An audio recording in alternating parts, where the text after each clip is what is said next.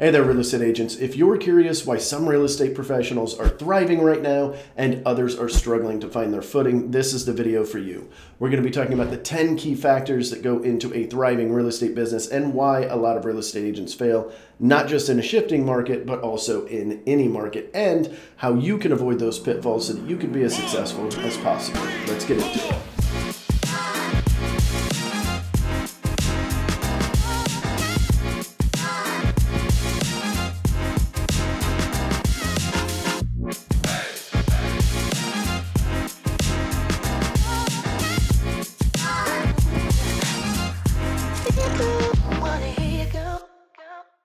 Let's dive right in with the number one on my list, and it's number one for a reason. It is probably the biggest reason why I see real estate agents fail, and that is lack of lead generation and prospecting. I know, you've probably heard it a million times, but you've heard it a million times because it is that important and it is that crucial to your business. We don't spend enough time prospecting and lead generating, finding new people to put into our database, finding new people to contact regularly, and just staying in touch and building these relationships. This is the number one lifeblood source of your business, and I personally believe you should be doing a bare minimum of 3 hours of some sort of lead generation activity every single day. This doesn't have to be cold calling, it doesn't have to be door knocking, circle prospecting, open houses. There are a ton of ways to make sure that you're constantly prospecting and staying in front of people. But the point is you need to be doing several hours of this per day. In fact, I personally believe this is your most important job that you do as a real estate professional. All the other things that we're going to talk about today are wildly important as well, but this one definitely takes the cake. Now, what I preach on my team is 3 different pillars of business, so 3 different main ways to get business. And of course, you can do a tons of what I call lines in the water. These are minor things that you're doing that you're not really diving into. But 3 different prospecting types that you're really hammering in on and trying to become the best at in your marketplace. Now, they're not always going to work the same. They're not always going to be thriving all the time. And that's why we have 3 of them. So you can do, if 2 of them aren't working, but 1 of them really is, you just do 30 minutes of this one, 30 minutes of this one, and 2 hours of the one that's really working. And eventually over time, that will kind of shift and you'll need to adapt. And that's why we do 3 of them. You can definitely dive all in on one. I know a ton of agents that do that. Just keep in mind, depending on the prospecting pillar that you choose, that could have really big ups and downs. For instance, expired properties over the last 3 years were not nearly as effective as they were back in 2014 to 2018. That's because the market was going crazy and there just weren't a lot of expireds because, well, if you put your house on the market, as long as you were semi-reasonable in price, it sold. So there weren't as many expireds to call, which limited your prospecting. Now, you might be wondering, well, what are the prospecting types that I need to be doing? Or, I don't know what to do or what have you. I believe we all know what we need to do. Sometimes we need new tactics, sometimes we need new strategies, but ultimately we know what we need to do, we just don't want to do it. But here's the point. If you do need some extra prospecting types, or maybe the ones you're using aren't really that effective right now, make sure you hit that subscribe button and follow along. We do a ton of that on this channel, and I want to make sure you're prepared for the market. Now, tracking and analyzing all of your lead generation activities is also very important. I'll tell you a little story here. I had an agent on my team years ago. They were using Google pay-per-click for their lead generation efforts, and they were getting a lot of leads from it, and they were producing sales from it, but they never actually tracked what they were doing. And when I did so, they joined the team. I dig into their business. I really kind of try to narrow down what they're doing right, what they need to improve on, and things like that, and we work with them. Well, it turns out they were spending approximately $4,500 a month in Google pay-per-click. That is a tremendous amount. And they were averaging about 1.2 phone calls per person. And realistically, you need closer to 9 to 15 because what they were doing was a lead would come in, they would call, leave a voicemail, text, and then put them on an email campaign and forget about them until they weren't busy. And then they would start calling a few of them. So a few of them got hit a couple of times. But for the most part, it was just a couple of contacts. So although this was effective, that some of them answered and some of them gave a timeline, she was losing about $1,500 every single month on average over a long period of time. And she'd been doing this for multiple years. So it wasn't like, hey, we just started and the leads haven't started closing yet, the pipeline hasn't filled up. The pipeline was as full as it could be, but because of her activity efforts, or lack thereof, it was really, really hurting her. This is the importance of tracking and analyzing all of your lead generation activities. I know this isn't the fun part of the business, but you're a business owner, and if you want to thrive in this industry, this is how you're going to have to do it. You can wing it, you can just kind of run by the seat of your pants, but eventually the market is going to kick you in the teeth. And if you're watching this video, there's a good chance that's why you're watching, is because you're starting to feel a little bit of that constricting of the market. So the last tip I have for you in this general section for prospecting is make sure your CRM is up in line and ready to go. If you're not using a CRM, I really, really, really want you to. I know that some agents can get away with not doing it, and it depends on your prospecting style. If you're mainly focusing on your sphere of influence, you might be able to get away with just doing it in an Excel spreadsheet or something like that. But I'm telling you, if you don't have a consistent way to follow up with people, you're going to lose a ton of business. And that's all it took for this individual agent to change her entire ways, was to add a little bit of extra time in her CRM every day, putting in the right plans in place inside of that CRM so that she never forgot about people, and she kept calling them until they gave her one of two fingers, either this one or, well, you know, the other finger.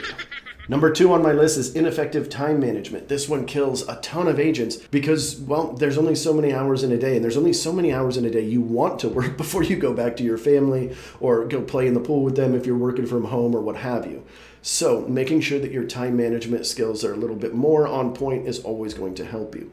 If you're an agent that has ever sat an hour on Canva for a single Facebook post, you're who I'm talking to right now, okay? A Facebook post or something like that on Canva shouldn't take more than about 3.5 minutes once you get to know all the products and what you want. Maybe like 8 minutes, okay? 3.5 is a little exaggerative, but you get my point. It shouldn't take an hour. You shouldn't be tweaking every single little thing, especially for a still photo that's going to go on social media. It's just not going to pan out that well.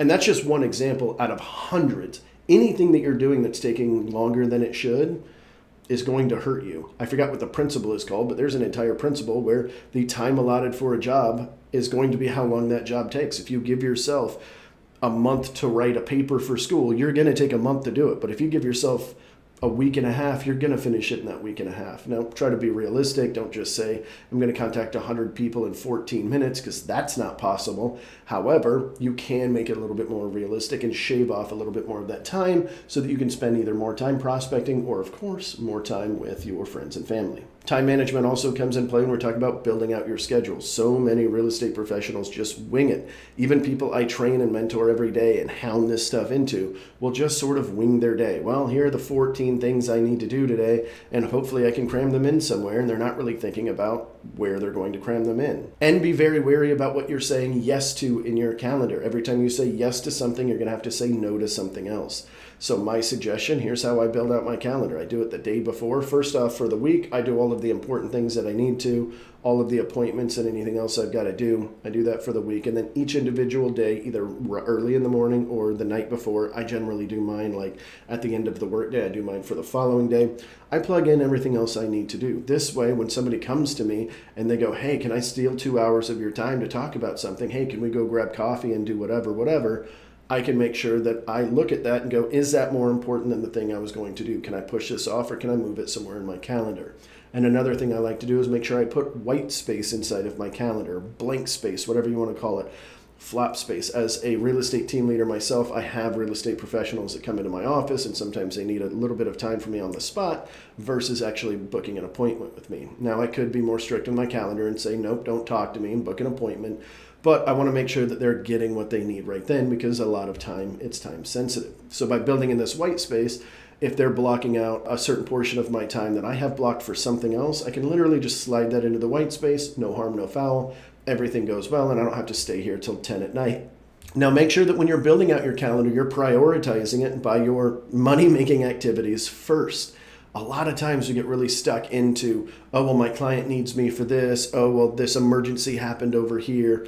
I'm telling you this, there's no emergencies in real estate, okay? There are some that are more pressing matters than others, and sometimes you'll need to adjust things. But if you've got a prospecting block and you know you're doing cold calling for an hour, whatever your thing is, social media, what have you, and somebody calls you with an emergency, if it can't wait an hour, we've got a really big problem. And If it is that big of a problem, you can shift that and just know that you're working late that day, or you're going to need to plug something off of your list. But you should very, very rarely do that. The amount of times I move something around when it's a money generating activity is so small, it's not even probably an entire percentage point of the time that I'm scheduling things.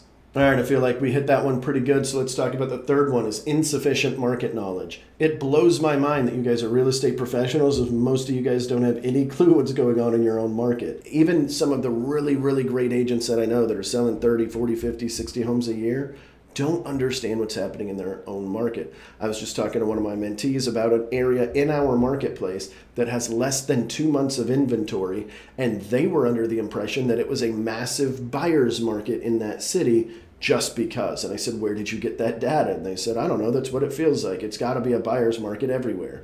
Well, no, we've got 4 cities in our little scope that my team touches that are all extremely heavy sellers markets. These are things that they should know. They're the professional. What happens if somebody comes up to them and says, hey, what's the market like in this city here? And they go, well, it sucks for sellers, but buyers have all the leverage. And now the person that was looking to sell that had further dreams to move up or maybe move out of the city, chase another job or something like that, you just squandered because you didn't have the knowledge you needed for your own people. So I highly implore you guys to make sure that you're studying the market. Your multiple listing service should have tons of tools for this. You can watch what the absorption rate is. You can watch where the prices are moving to, what the list to price sale ratio is.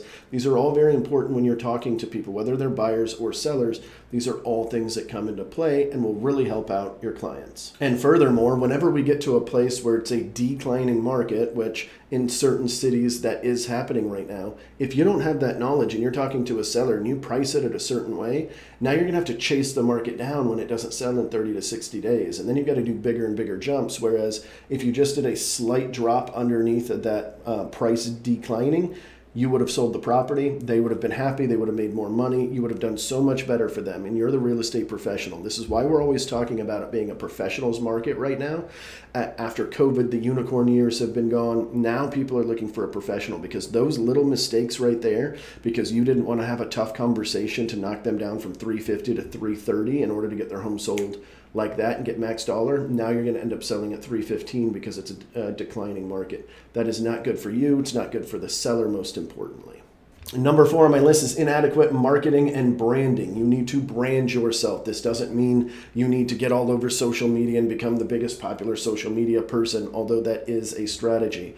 At the end of the day, you need to brand yourself with something, okay? So look at what you sell for the most part if you're an experienced agent. And if you're not, what do you want to sell? Who is your target audience?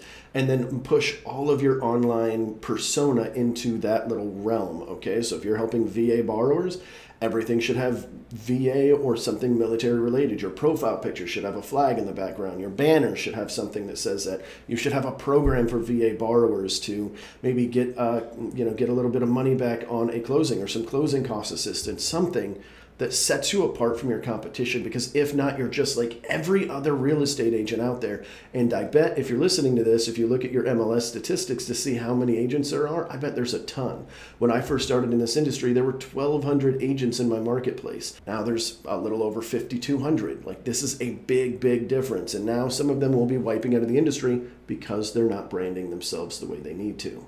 And of course, on this subject, make sure that you are trying to get as many online reviews as possible. I know this is a really overlooked thing, but it's actually more important than you think. And the reason why it's overlooked is because we can't tangibly put anything on it. If we throw money into Google pay-per-click, let's say, we know that if we spend this amount of dollar and they're $10 per lead, we're going to spend $100 a month, we're going to get 10 leads a month. You can't do that with reviews, but what reviews do is it shows those people that you know what you're doing. There is a huge portion of the population that is going to search you online and study you online before they start talking to you. Maybe they sign up on your website, maybe you get their information, but maybe they dodge you because you didn't have any reviews online, and right now they need a professional and they don't feel that you're that person because you have no social proof.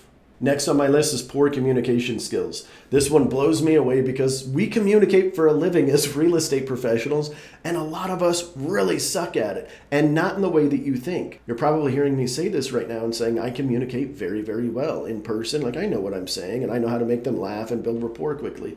That's not necessarily what I'm talking about. I'm talking about in the 3 main ways that matter. How do you communicate before a deal? how do you communicate during a deal, and how do you communicate after the deal? Every one of these is extremely important, and most real estate professionals leave out one or sometimes even two of them. If you're a transactional-based agent, you're going to do very good in that middle section during the deal, but you suck at communicating before and you're really terrible at communicating after. The deal doesn't stop when the closing table happens, and it definitely doesn't start when you start searching for homes or putting a home on the market. It happens well before then, and it happens well after for all follow-on business. So here's a little tip for you.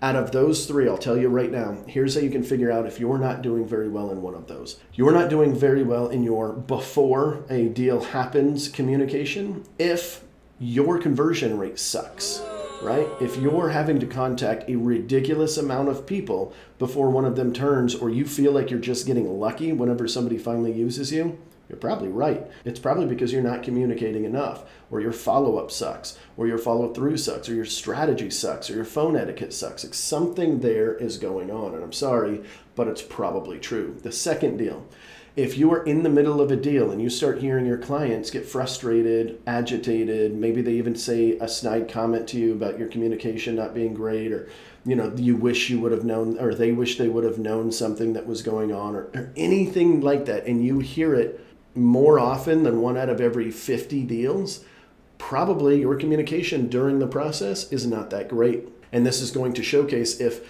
you don't get a lot of reviews and you ask for them, you're actually asking for the reviews and you're not getting them, this is probably a pretty fine indicator that your communication during the deal was not great. And my favorite is after the deal closes. A lot of people like to just kind of forget about their clients, and maybe they throw them on an email drip, maybe they send them a nice closing gift, or use something like Client Giant or something that's going to constantly give gifts to them. And you think, well, that's all I need to do and it's fine. Well, here's how you'll know if your communication sucks after. If you look at your past client list and the amount of past clients that you sell every single year, and that number is very, very low, or you're not getting referrals from your past clients, this means you're not communicating enough. Next up on my list is lack of adaptability. I touched on this super briefly, but you need to be able to adapt and change. Please keep in mind that we have professionals coming from all walks of life, and they're all shoveling into real estate. This isn't like computer engineering where everybody that joins has computer engineering skills, unless you're a support person like HR or leadership or whatever. We're getting something from everybody, right? We're getting the computer programmer from over here that knows how to build a website that has more SEO than you could ever touch. You're getting this person over here that ran a blogging company, a fitness blog or something, and they're taking those skills in. This one's a marketer. This one's an influencer. This one knows social media, so on and so forth. So because of that, they're all bringing the best to the table. That is one of the great things about real estate, is that you're going to learn things much quicker than most people do in other industries. However, that's also the downfall, because somebody's going to be better at you in your marketplace if you don't spend a good deal of time becoming the best. And you do that by constantly adapting to things that are changing. When I first started in the industry, Craigslist was a really great way to find business. Now, if you try to post properties on Craigslist, you're going to get some weirdos, if you get anything at all. And I'm not saying that weirdos don't buy houses. I'm just saying, like, the prospecting type doesn't work near as well. So what did we have to do? For the folks that were doing Craigslist back then, I was one of them. I was posting like 10 times a day. I had to shift and adapt, and I had to go to something else. And then Facebook was working for a while, and then Facebook ads were working very well. And then they got really, really bad for 2 years, and now they're starting to come back. These are all things that you need to watch.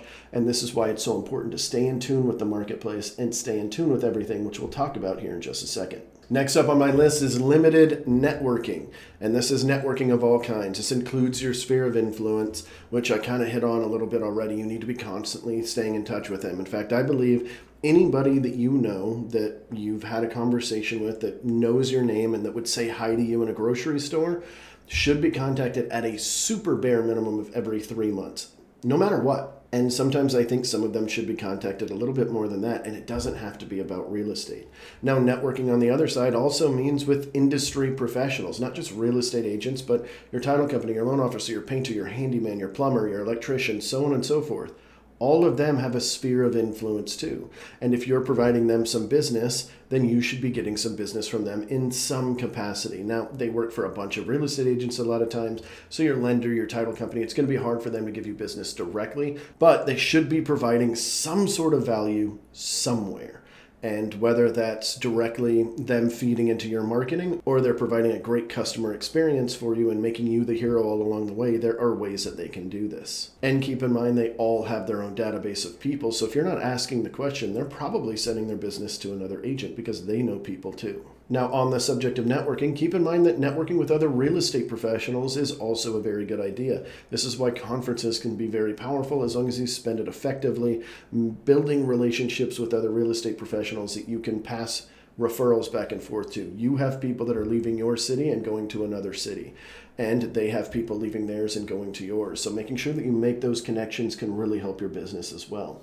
And I know for some of you guys, you're in a much smaller town, or it's more of a rural area that people don't know as well. That's perfectly fine. Still, networking is good because you might find tips and tricks from what another real estate agent is doing that you can bring back into your business. So don't just think of it as instant gratification. Hey, I want referrals from this, but also think of it as what can I learn from these other professionals that are doing either better or sometimes even worse than you are. You can still pick up a nugget from them. And of course, using social media to network is also a very good tool. A lot of people hear social media and they just think, oh, I got to do videos and do posts and 3 posts a day on every platform and da-da-da-da-da. Like that's part of it. But to really leverage social media properly, you need to build relationships inside of that. And that happens in the comment sections of posts, and it also happens on direct messages inside of there. That is another really easy way, especially for you introverts, your high S, high C personalities, for those of you that know the disc. These are great ways to build relationships because you can do it right there inside of that Facebook direct message, Instagram direct message, TikTok, YouTube, whatever platform you want to use. You can do that right through there. You just need to be consistent with it and constantly reach out to your people. Number 8 on my list is one of my favorite ones and one I harp on a lot on my team, and that is customer service. If you do not have an impeccable customer experience for your clients, they're not going to refer you as much. And the great thing about it is when you do nail this and you really hit it on the head, and this goes back to what I was saying, communication before, during, and after. You can hit all 3 of those and your overall customer experience is great because you're calling them every 3 months going, hey, do you need anything for the house? How's everything going? How's your mom? You're not asking for real estate. You're just building the relationship. And when you do that, it creates a great customer experience. And when you provide that, they are going to do word of mouth marketing for you. This is one of the cheapest ways to build a referral engine for you. And word of mouth marketing is the only type of marketing that can be exponential and stack onto itself. I tell people all the time, I'm like, just imagine that you only have one more shot at this. You have one more client. What would you do for that client to ensure that they tell 7 of their friends about you and you get 2 more deals out of it so that you can rinse and repeat? If your entire business, your family, the food that you put on the table every single night, if all of that depended on that one question of what would you do for this one person, do that thing. I believe in this concept so much that it is literally framed in my front office so that all of my agents can see as soon as they come into this office. Treat every client like your best and only client. And if you were to do that, your business would do amazing things. Another little tip on this is make sure that you have a solution to their problem whenever the solution is provided to you. Sometimes your client gets a hold of the problem first because the title company or the lender said something. But when the problem is presented to you first, you should have some solutions going into it. So even though it might suck, hey, the house has tons of mold in it and it's going to be extremely costly, and here are our options. We can either ask the seller to fix it all and then we move in and everything's happy and fun, but we're going to move the closing date a little bit probably because this is going to take some time. So you're going to have to call the movers and this is going to sting a little bit, but this is one solution. A second one is we can go ahead and walk away from this. The third option is da-da-da-da-da-da. You get the point based on your rules and your contracts. But these are the kind of things that you want to have readily available for every problem. This will help you out so much, and even though it might suck and it might not be a good thing for your client, at least you'll be providing them with some sort of comfort. So it's kind of like getting a shot and then handing a kid a lollipop, like, hey, it's not that bad, you get a lollipop, right? You're trying to do the same thing in your business. And what I tell my agents is whenever something bad goes on in the deal, it might not be fun and it causes that stress and we get that pit in our stomach sometimes. But this is where you get to shine. This is why we get paid so well to do what we do, because we get to come in with a cape. So that's what I'll tell my agents. I say, put on your cape and go to work. You got something bad going on, put on your cape and go to work. This is what you're getting paid for. And not every deal is going to have this, but for the ones that do, they make up for all the overpayment that you got for all those easy deals where everything was hunky-dory and smooth. So make sure you remember next time you have something bad going on to try to let that stress go away, and you need to think logically for your clients because they're thinking emotionally. Put on your cape and get to work. Now this next one, before we get into the last one that is super duper important, this one is important, but it's pretty low on my list. And that is failing to learn how to negotiate properly. Negotiation is a skill. I've done about 1,000 deals myself, so that's how I have learned it. I didn't read any books on it other than Never Split the Difference. It's the only book I learned. And some of those tactics are a little bit pushy, and they don't really work in real estate, or sometimes they don't work well in real estate. Making sure that you can create a win-win is extremely important. A lot of people think negotiating means hurting the other person in order to get your person the absolute best that they can. And although I understand that sentiment, I understand why you would think that, I also know that that causes problems down the road that can ultimately hurt you. So if you don't make it a win-win, and you just take every little thing you can, maybe you try to sneak some stuff into the contract when you're sending it over because it's a for sale by owner or something like that. I get it. I did all of these things. That's why I'm mentioning them. Ultimately, that's going to cause problems down the road. When they realize that they're kind of getting the raw end of the stick, they're going to start doing things that are a little bit more painful, fighting you on negotiations for repairs, fighting you on this, fighting you on that, not signing things in a timely manner to cause a delay, or just outright backing out of the deal. And then you've got to make a command decision if you're going to take them to court for specific performance or not. These are all things that cause a really bad experience for your person. So even though you think you did very well, but kind of getting one over on them, ultimately this can crash the deal and cause a lot of pain. And so they might feel it good right here, but then the next 15, 20 days of the process, it's just painful. They're going to think it's something that you're doing, even though you did right by your customer by getting the best, deal for them that you possibly can. So just be wary of that. I'm not saying don't get the best deal you can. I'm saying just be wary and make sure it's a win-win when you can make it happen. Win-win-win. All right, number 10 on my list is this one hurts me because we're business owners and I don't see enough real estate agents put in effort into this. And that is financial mismanagement. So many real estate professionals that I know, or I'll call them real estate agents, maybe take the word professional out for this one, because they're not running it like a business. They're not making sure their dollar is accountable. They don't know how much they should be spending on marketing and branding and prospecting. They don't know how much they should be spending for office space if they have one at all. They don't, in fact, ask an agent, ask a fellow agent of yours that's doing really well, exactly to a dollar amount what their cell phone bill is, and then what percentage of their income their cell phone bill takes a part of. Because they're all claiming it on their taxes, I can almost guarantee you, but very few of them know month by month what it is unless they're a little bit more, financially savvy. And for the ones that are, that's great, but you need to do that in your business as well. I know without even looking at it that our marketing should be 9.9% of all of the money that we earn in this company. And if we're above that for too long, we're going to start hemorrhaging money. And if we're below that for too long, we're not going to be able to grow. And that's just one example out of about 12 to 15 that you should know. You should know what a profit and loss looks like. You should be able to do a profit and loss, and you should do them regularly. I have a business day every single month on the 25th of every month where I go over everything in the business, from finances to lead conversion numbers to prospecting numbers and all of these great things to make sure that the business is staying in line. Now we're talking about financial mismanagement. This is what most real estate agents do. They get a phone call or they get a text message. You guys have all seen this one. We'll send you leads for a 20% referral. Do you want to do this? And da-da-da. And then you have a phone call and they tell you how amazing this product is. And they're salespeople, so big surprise, they sell you on the product. And pretty soon you're spending $1,000 a month getting these, bogus leads that aren't really leading anywhere because they trap them in with some social media ad that they didn't even want to see in the first place. Now you're just bugging people, and their conversion rate is too low to make up for the difference that you're spending. And then on top of that, now you're paying 20% of every closing. Listen, if you are a successful real estate agent and you're still taking a ton of referral fees from these other referral fee companies, eventually you're going to need to slide out of that. I'm not saying there's anything wrong with it because a lead is worth anywhere from $100,000 to $130,000 over the life of your career, as long as you stay in it for a while. But paying 35% referral on $10,000 is a lot of money to spend for that lead, right? So you could be spending that money on your own. In fact, you could be spending probably about 95% less to attain the same outcome and not have to pay somebody else a big referral fee. And I'm not saying that referral fee companies are not good. They have their use. They have their place in the marketplace. I'm not opposed to it. I'm just saying eventually you kind of want to shift over. These are all things that you should be thinking about with your finances, not just where you're spending, but also what fees are being taken out. What could you have earned? And if you're selling one home a month on a 35% referral, your average commission is $10K.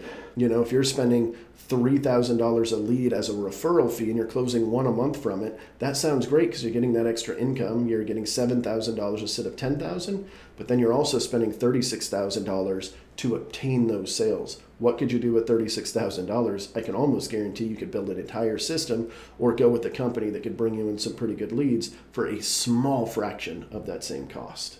Listen, if you made it this far, please do me a favor and hit that like button and comment down below what you took out of this video. And lastly, I'll throw up all of my information on the screen for just a moment. If you do have any questions about LPT Realty and why I moved my entire brokerage over, and I got a resounding yes from every one of my team members, please reach out to me. I'd love to talk to you. There's no big sales pitch here. I'm just going to talk to you about it. And if it's a good fit, I can help you go through that process of swapping. And if not, no harm, no foul.